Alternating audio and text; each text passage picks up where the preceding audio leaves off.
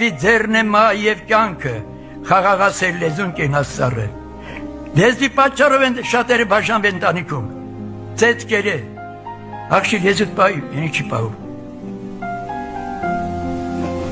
Մենք պետք է սովորենք կյանքը, թե չէ ընդունենք ավետարանը, գետի իմանալու իմաստը որն է։ Ավետարանը ապրենք եւ ավետարանի կյանքի բնությունը մեր մեջ ձևավորվի։ Որ աստվածային բնությանը հաղորդ լինենք, բայց մի բան կա խանգարում, աշխարհի մեջ ցանկություններ կա, որոնք խանգարում են այդ բնության հաղորդ լինենք։ Պետրոսը գրում է այդ մասին։ Կնոջ մոտ եւ մարդկանց մոտ մի որակ կա, դա առաքինությունն է։ Առաքինությունը, դա բարձր որակ է մարդկանց մոտ, ինչ առաքինի մարդ է, ինչ համեստ է, ինչ կորեկտ է, ինչ պարկեշտ է, ինչ մաքուր է խոսում, իրա բերանից վատ բան չես լսի, նրա նստելաձևն անգամ հաճելի է,